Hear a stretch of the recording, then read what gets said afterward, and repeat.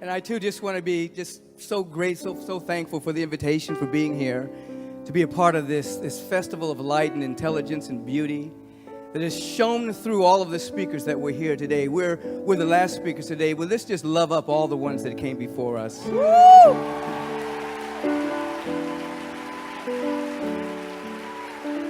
And you've been here all day.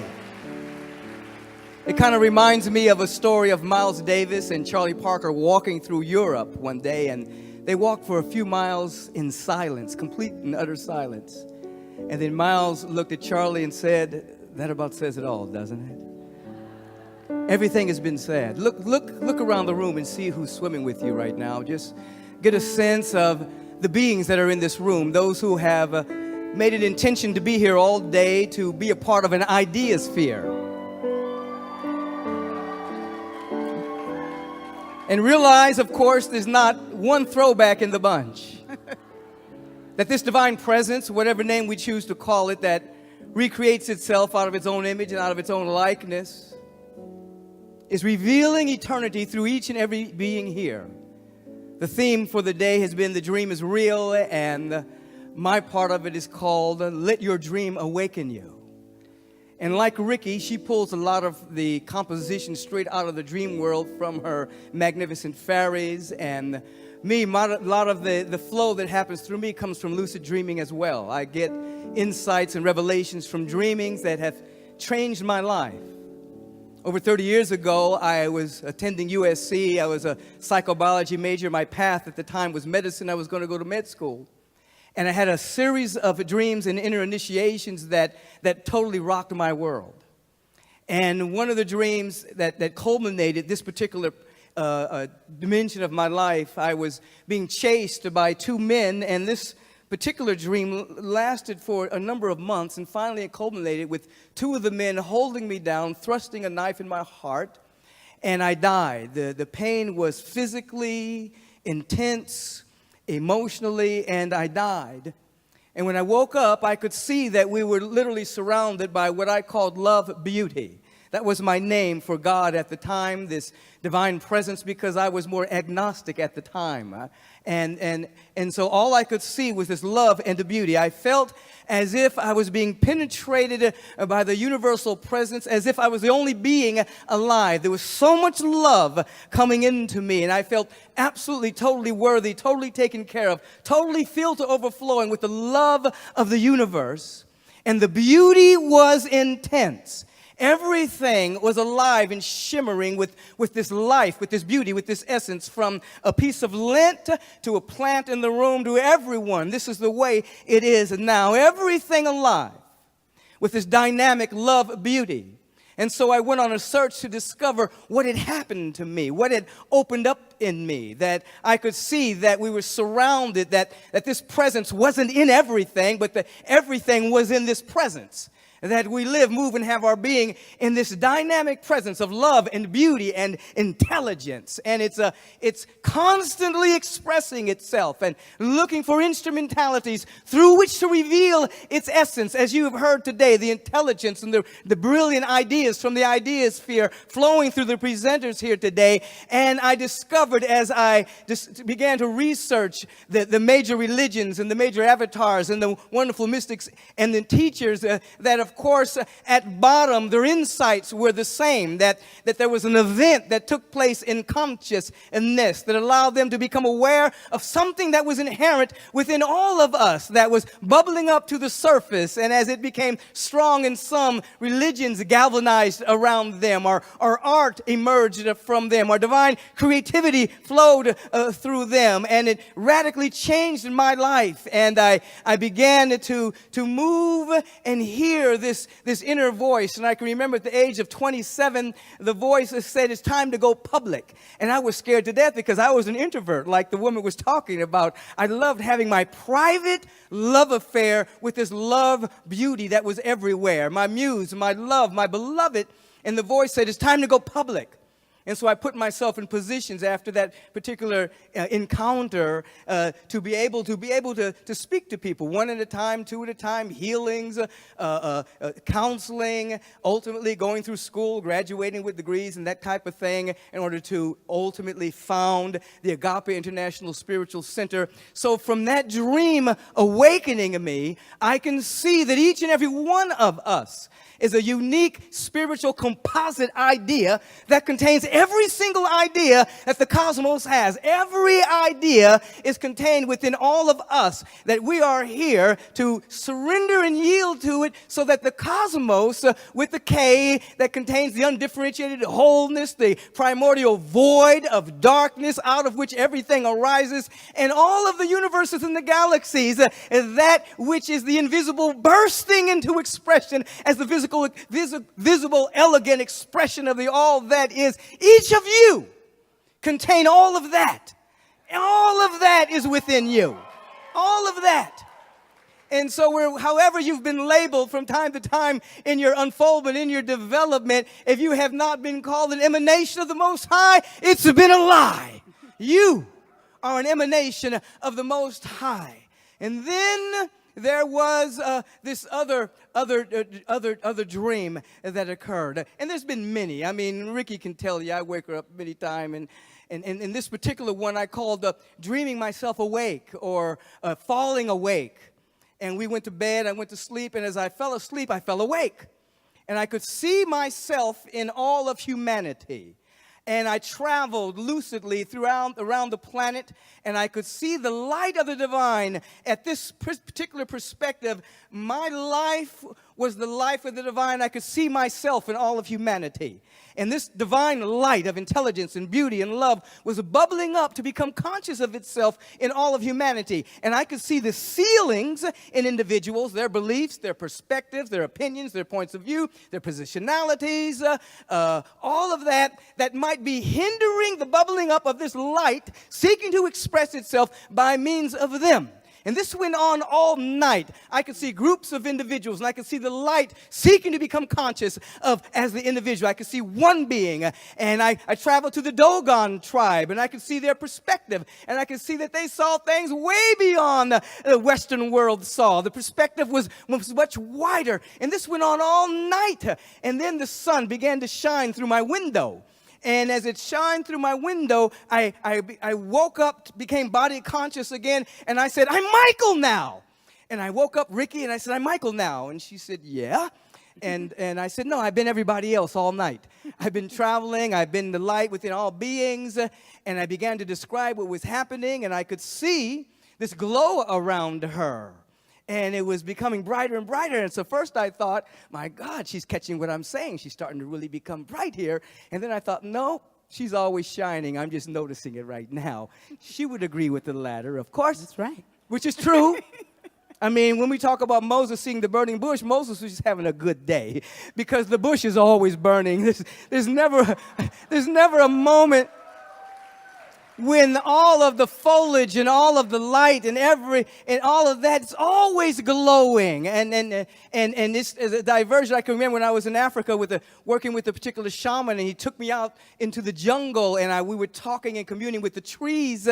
And after I left the jungle pitch black, everything was aglow. It was like daylight in the jungle in the dead of night, because I could see through the luminosity of the foliage coming off of the trees and off of the grass. So everything is glowing. So I began to tell Ricky about what had happened that night, and what I got from that particular dream, a reminder that this light within us that's inexhaustible, that has no beginning and will never end, and is always unfolding to reflect and to reveal the infinitude of the presence, it's going to win. It's going to win. It's going to win. I want you to know now that light that is within you, it is going to win. You may have time. All it has is eternity. It's going to unfold. And yes, we're on the brink and the precipice of such devastation for the world and for our species and for all of species. that are on the planet, but this planet itself is alive, and its octave has increased, and it has become more conscious, and it is waiting for all of us to become more conscious, to vibrate at a higher level, to allow that which is within us to unfold in ways beyond our wildest imaginings. And then there was this other dream. My latest was at Maui. It was in December, right? We were here. And as I fell asleep, I was pulled into this vortex of, I could feel the pain and the suffering of humanity. It was a debilitating experience and a debilitating dream. It was so debilitating that for days I was afraid to even go to sleep because I didn't want to feel that again. And I could feel the pain that was going on our planet. People dying, people suffering, people not knowing where they were going to eat the next day, all manner of pain. And it opened my heart up to such a deep sense of compassion. The heart broke. And the highest form of love, compassion, began to come forth. And then as the evening went on, compassion unfolded into humility. There was a deep humbling, a deep awareness that there's this tremendous something going on that we have nothing to do with, but we have to participate in it in order for it to reveal itself through and as us. And that sent me into a sense of darkness that continued for a couple of weeks. I just came out of it recently, and I want you to know I'm so happy about that. But all of the inner technology and spiritual technology that I've learned over the years kept me sane, moving through that sense. But the sense of compassion and the sense of connection, the web of connection that we have with all people is real. And what I was reminded of is the truth that we're not here to beg and beseech a reluctant deity to give us anything. We are here to come into a deep sense of gratitude, humility, availability, celebration of what has already been given, so that it can be activated within us so that we can express it. In other words, I can say electricity is all in this room, but it needs an instrument. It needs a light bulb in order to manifest and to reveal itself as the effulgence and the light. This presence is everywhere. Love is everywhere. Peace is everywhere. Joy is everywhere. These are eternal qualities, not merely the absence of conflict. These are eternal qualities that are real, but they need instrumentalities through which to express through. So we are not here to beg God to come down and give us a miracle. You are the miracle. You're the miracle already. And the presence is waiting for you to up-level your filaments, your wattage, so that that which is potential, that is everywhere, can have access so that you can express it. Within us, and you have heard the speakers today, within us are every single idea that is necessary to go to the next stage of our evolution on this particular planet. There's not anything that is missing. In a quantum field, in a unified field, there cannot be a problem without a solution. That's an impossibility. The moment there is a problem, which means emblem, the emblem of a state of consciousness that's hindering the flow of solution, the moment there's a problem, the answer already exists. And so we are here to up-level our awareness through our dynamic intentionality, our spiritual practice, in such a way that we catch these spiritual ideas and then become bold enough to anchor them with thought, word, and action. Therefore, we can understand why Dr. Martin Luther King Jr. never came and said, "My friends, I've got a complaint." No, he said, "My friends, I've got a dream." He didn't lead with, "I've got a complaint. I've got a problem. I've got an unsolvable issue." No, he said, "I've got a dream. I'm pulled in substance. I'm pulled by a vision. I'm pulled by something that is seeking to express itself by means of us." And what you have heard here this day are individuals who have become available enough to catch the ideas from the idea sphere and to begin in their own way to anchor them in time and space to make a mighty difference for all of us on this human race at this time in human history. We can say that humanity goes through at least 4 domains. There's survival, and then there's usefulness, and then there's art and beauty, and then ultimately there's the unfoldment of the soul. And as we unfold our soul, we go back to art and beauty. You are here because we already know how to survive. We're over-surviving in the Western world. We know about usefulness. We know how to create tools and technology. Now we're making ourselves available so that the art and the beauty and ultimately the evolution of our soul becomes paramount so that we can catch the ideas that are everywhere and then anchor them in time and space so that we take the great leap. I want you to know that you can dream yourself awake. You can go to sleep at night and you can invite the fairies. You can invite the great spirit. You can invite the great God of the universe. You can invite the oversoul. You can invite the power that is within you to speak through you in a language and in a way that you can understand. But you're going to have to be willing to be transformed, to be changed. Because that is a domain. If we're dealing with spiritual technology, there would be a survival. I know I've got a couple of minutes left, but I'm talking as fast as I can. We go through survival, adaptation, transformation, and dissolution. And this is the time for real spiritual transformation. To real come together and celebrate, to lift our awareness, catching ideas that will transform us so that we can become more ourselves, anchoring the realm of ever-expanding good on earth as it is in the mind of God. Look around the room one more time and see who's swimming with you in this ocean of devotion, who's been here all day. Look at these sweet beings. Now, look at just one of them. Just look at one of them right in the eye and say, my God, you're gorgeous. Don't be shy. My God, you're beautiful. There's so much promise in you. There's so much beauty in you. And we have arrived here to keep our promise to set ourselves free.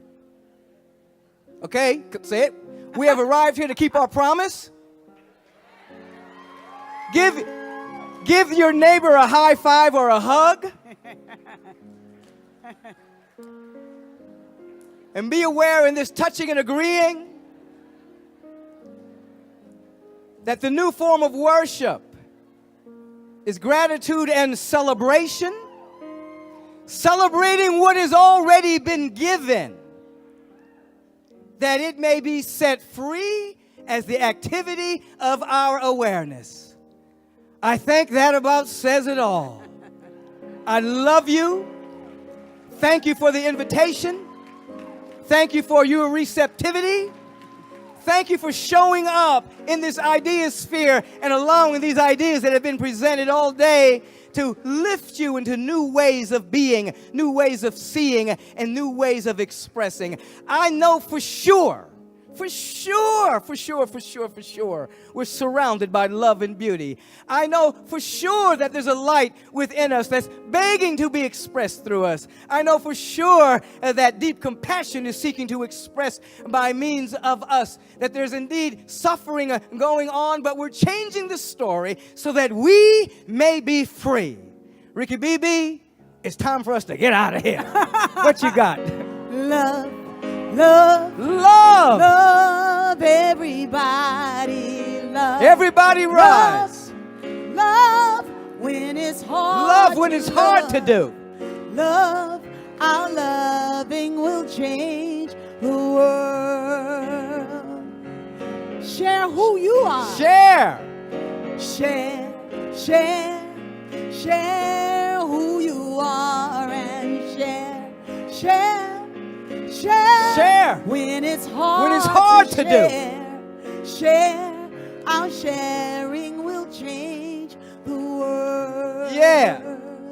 Our sharing will change the world. Sing it out, sing it out. Our loving will change the world. What? Our loving will change the world. Very quickly. Our loving will change the world. Aloha.